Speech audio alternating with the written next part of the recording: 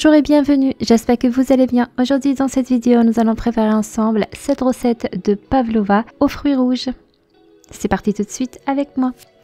Tout d'abord, je prends un plateau avec un papier sulfurisé et je vais dessiner un petit cercle comme ici pour avoir un repère. Ensuite, je vais retourner le papier cuisson et je le pose de côté.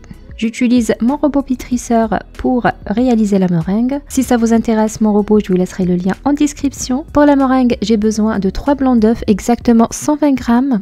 Je vais monter les blancs en neige. Quand les blancs d'œufs commencent à devenir mousseux, là, je vais rajouter le sucre petit à petit. Pour la quantité de sucre, c'est vraiment simple, c'est le double de mesure de l'œuf, c'est-à-dire 120 g de blanc d'œuf, 240 g de sucre. J'ajoute le sucre petit à petit jusqu'à former une belle meringue, c'est-à-dire on réalise un bec oiseau sur le fouet. Ensuite de l'autre côté, je prends un petit bol, je mets une cuillère à soupe de maïzena, une cuillère à café de jus de citron et une cuillère à café de vanille. Je mélange bien ces ingrédients.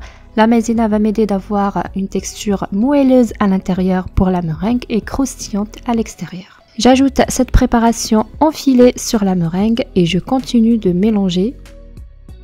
Voilà, la meringue est bien prête, c'est parti, on va la mettre dans une poche à douille. Et bien sûr, il est complètement possible de former la pavlova seulement avec une cuillère.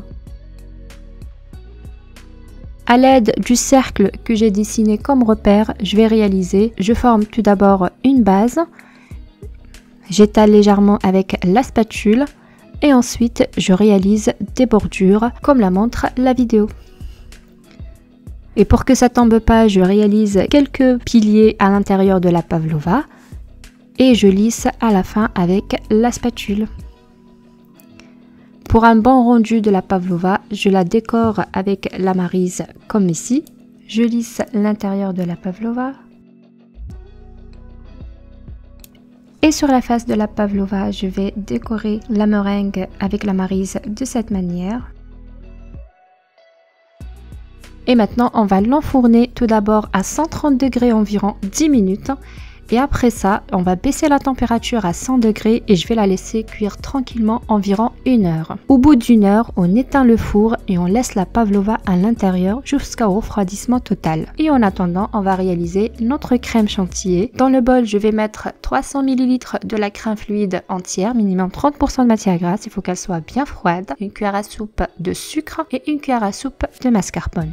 J'ajoute un petit peu de vanille. De mon côté, arôme vanille liquide et aussi les graines de vanille. Comme ça, ma crème chantilly va être bien parfumée en vanille. Et je vais fouetter ça avec le batteur électrique jusqu'à ce qu'elle soit bien montée, comme celle-là. Une petite astuce pour reconnaître la bonne texture de la crème chantilly. Quand vous retournez le bol, ça ne retombe pas. C'est parti, je vais ramener ma meringue. Elle est très bien froide. Je la retire du papier cuisson. Comme vous voyez, elle est très bien solide à l'extérieur. Et bien lisse. C'est parti, on va façonner la pavlova. Je mets la meringue dans une assiette. Sur la base de la meringue, je mets un petit peu de la crème chantilly.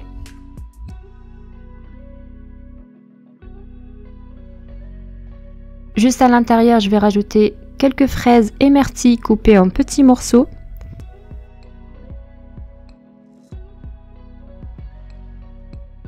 Et à la fin, je vais recouvrir ces fruits rouges avec la chantilly qu'on a posée dans une poche à douille. Voilà, je vais réaliser une sorte de rosage. C'est complètement facultatif. Comme je vous ai dit, il est complètement possible d'utiliser que la cuillère pour former la pavlova.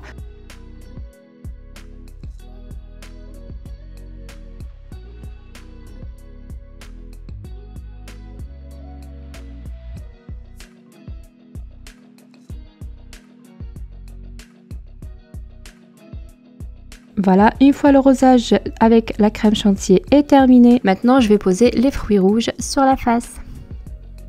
Et voilà, notre recette de pavlova est très bien frite. Juste après, je vais couper un morceau pour vous montrer sa texture, comment à l'intérieur est très bien moelleuse, vraiment fluffy comme un nuage et à l'extérieur bien croustillante. La texture de la meringue qu'on aime.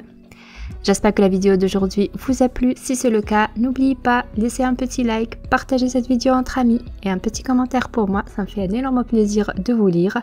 Et je vous dis à bientôt pour une nouvelle recette. Si t'es pas encore abonné, abonne-toi. Ciao ciao.